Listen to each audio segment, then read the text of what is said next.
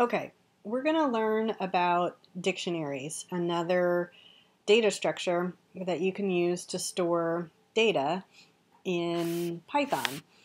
So they're not that different from lists. The biggest difference, well, there are a couple of big differences. One difference is that data gets stored in a dictionary in terms of pairs. We call them key value pairs. So you have a key and you have an associated value. As an example, one way of storing one kind of value that you might store would be a student ID, and on the other side of that, the associated value would be a student's name. And I'll demonstrate that in just a second. The other difference between dictionaries and lists is that you look things up in a dictionary by the key instead of by, say, an index value the way that you do in a list. A list is an ordered thing, whereas a dictionary is unordered, and you don't have to know where something is in the dictionary. You just look it up by its key. So let's demonstrate a couple of examples. So right here I have a empty dictionary. So a dictionary is made by using, you can tell you have a dictionary as opposed to a list because you have curly braces instead of square brackets. You can add things to the dictionary. You know, when you add things to a list, you use a method. You use the method append to append something. The way that you add things to a dictionary is you give it a key and you tell it what the value will be. And this looks a little bit like some of the things we've done with lists. So let's use our student ID, student name example. And I'm just going to make some things up here. Let's make up a couple of these.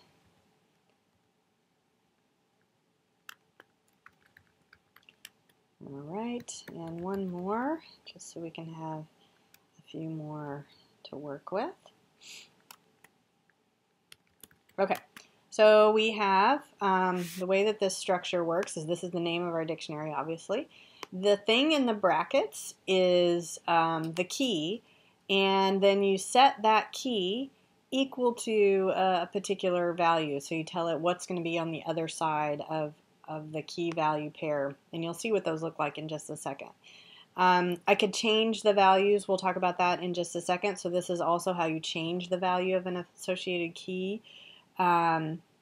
You could, of course, make your dictionary to start with these key value pairs in them, and sometimes you will do that. You will have, the 5 or 6 things that you need to add, but most often you're going to be doing things like looping through a file and adding the first item in the file as the key and the item next to it as the value. So if you had, say, a spreadsheet with 2 columns in it with your student IDs and your students, you might loop through the whole spreadsheet and add all of those to your dictionary. Same way that some of you have done with adding words to a list, things like that. So very similar.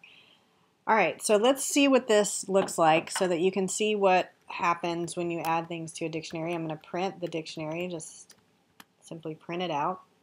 That's going to show up over here. All right, so we have our key, and then there's a colon. They're separate. The keys and the values are separated by colons. And then you have the string, in this case George is associated with that key.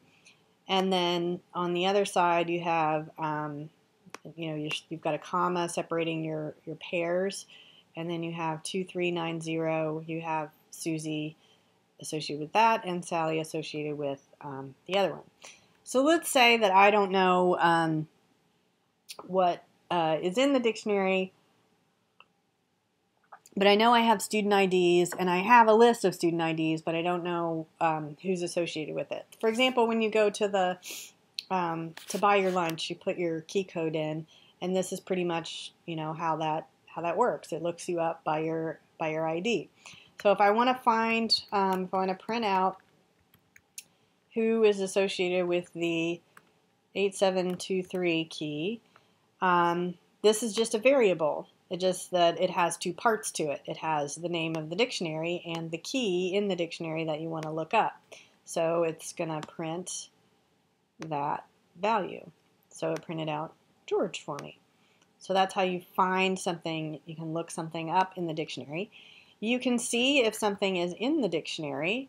You can ask, and it only checks the keys. So we're going to do this. So let's look that up. And it tells me that yes, in fact, it is. Let's see if another thing is in the dictionary.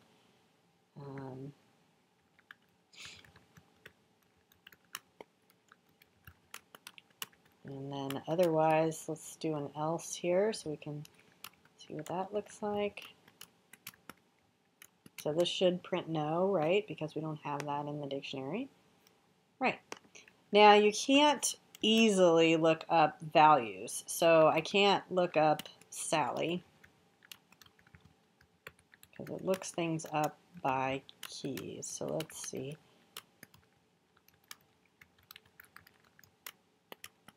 Let's run this. So you see that it didn't print, yes, Sally is there, because Sally is not a key in my dictionary. It's a value, but it's not a key. So if we wanted to be able to look things up by name rather than ID, we would just flip it. We would have Sally as the name and the ID as the value. The reason that we often don't do that with things like IDs is that you, generally speaking, well, in a dictionary, you can't repeat items. So I can't have 7832 in there as a key twice. You can only have one 7832. Well, you might have 5 people named Sally, so you don't want that to be the key because then you can't associate 3 different IDs with that same name. Now you can figure out if there are Sallys in the dictionary. So if I wanted to find out if indeed Sally is in the dictionary, what I'd have to do is check every value, which you can do. So there are 3 cool things about dictionaries in terms of finding things in dictionaries. There are these 3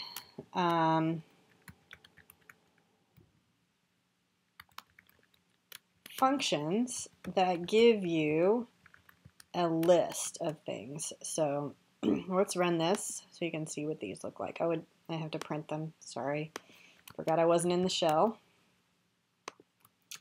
All right, so I'm going to print all these out. What these do is they return lists.